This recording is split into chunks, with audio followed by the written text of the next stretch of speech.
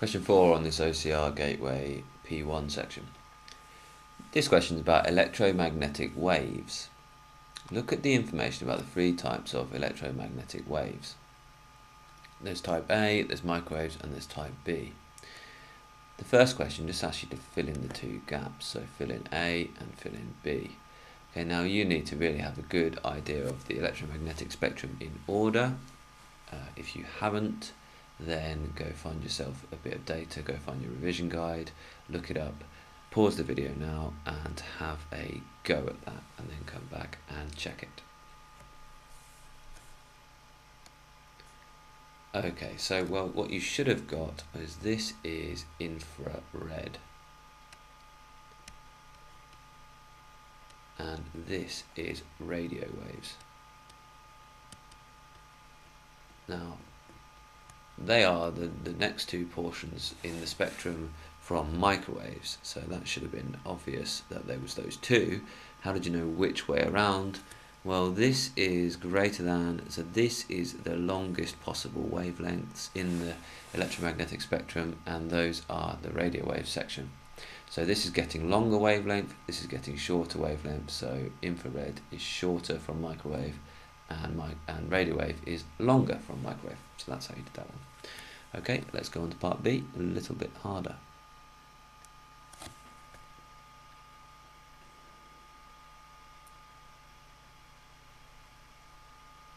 Okay, microwaves are part of the electromagnetic spectrum. Microwave radiation is used in cooking and also in communications. David reads the label on the back of his microwave oven.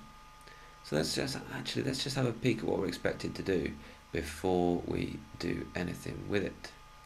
Use the information on the label to calculate the wavelength of these microwaves. Now there's a lot of information on there, and actually not all of it is useful to us. So what I would like you to do is go to the front of the paper, find an equation that includes wavelength and includes some of this data and possibly this bit of data, the speed of microwaves. Okay, and then come back and check your answer.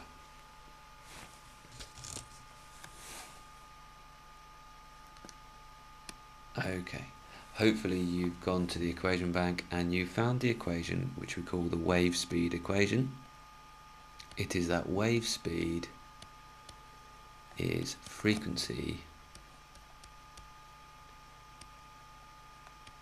times by wavelength.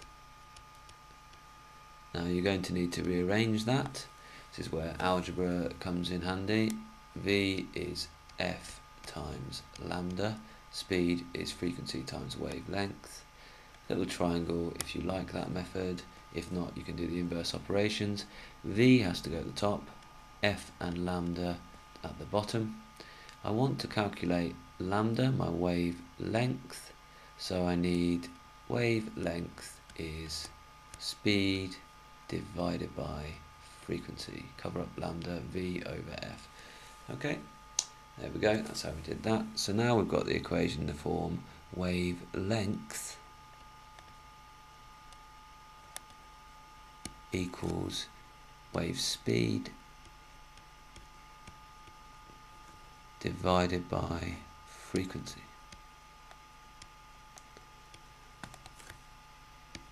Input the numbers now. Wave speed, there it is. Yeah, just have a little check. It's in meters per second. That's our standard unit. We don't need to convert. 3.00 times 10 to the 8 divided by frequency 3.44. So that's the frequency there. Look, hertz is the unit frequency. Times 10 to the 9. Use a calculator here. If you've got a modern calculator, you'll have a little times 10 to the button, which is a very useful button to use. 3.00 times 10 to the 8 divided by 3.44 times 10 to the 9 equals 0.0872. Okay, actually, I'm going to write down the first three significant figures here. 0.0872 872. Now that's the answer to 3 significant figures, which incidentally is what they've given you, so it's probably the best answer, but you will get both marks if you round that to 0.09 or if you round it to 0.087. Okay, so quite a lot of working out to do. That's core skill of rearranging in physics. Moving on to the next section now. Use data in the table to estimate the energy of microwaves with this wavelength.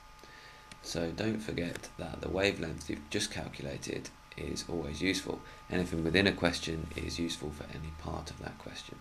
So we have to use the data in the table. I'm going to scroll up back to the table, remind you of the wavelength we just calculated, then you can have a go yourself. This is the table, not the label. Okay, we calculated the wavelength to be 0.09 meters. So have a little think, where in this band of wavelength should it be, and where in the energy range should it be?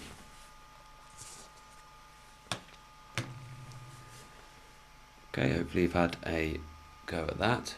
If I were to write that in standard form, I'd have 9 times 10 to the minus 2.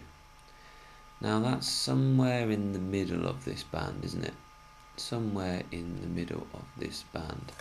So I want to go somewhere in the middle of this band, but definitely it's quite close to 1 times 10 to the minus 1, so actually it's going to be towards the longer wavelengths. Okay, remember with the negative powers, the more negative it is, the smaller the number. So this is the low wavelength end, this is the high wavelength end. So it's more towards this high wavelength end. A high wavelength in the electromagnetic spectrum corresponds to a lower energy. Long wavelength, low energy. So we need to be towards the lower end of this and somewhere between the middle and there. So your answer needs to be somewhere in the middle there. Have a little go at that.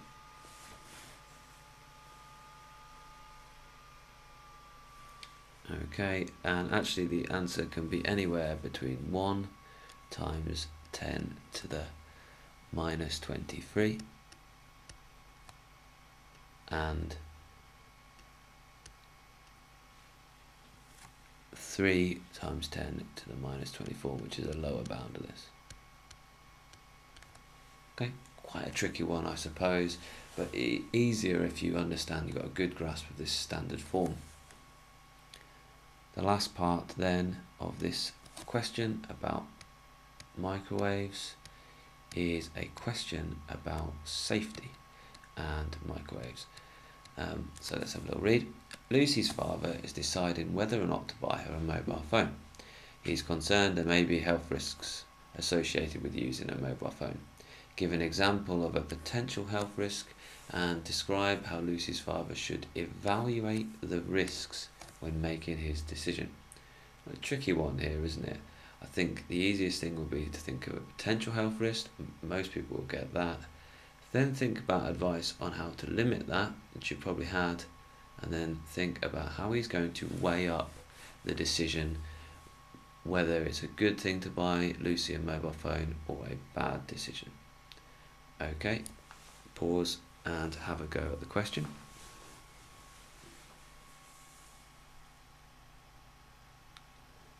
Okay, as I mentioned, there are 3 marks, so there's 3 points to make. First of all, a risk, and the one I think that probably comes to most people's mind is the risk of cancer, okay, or tumours. Okay, but you could just say, better probably to say, the risk of cell damage or the heating effect. As they're microwaves, our brain's made up of water, there might be a heating effect there. Next, well, how could she do that? Well, she could use a speakerphone mode on her phone. The speakerphone mode. or she could use a hands-free kit, a headset.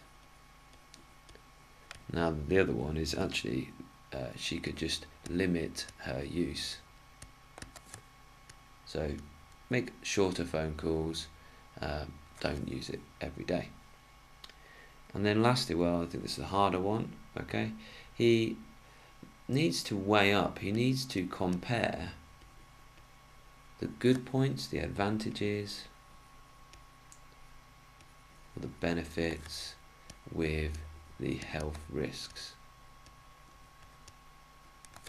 Okay, it may be that he feels the benefit of having his daughter in contact with him is a larger benefit than the potential health risk. Okay, let's move on to the last in this section.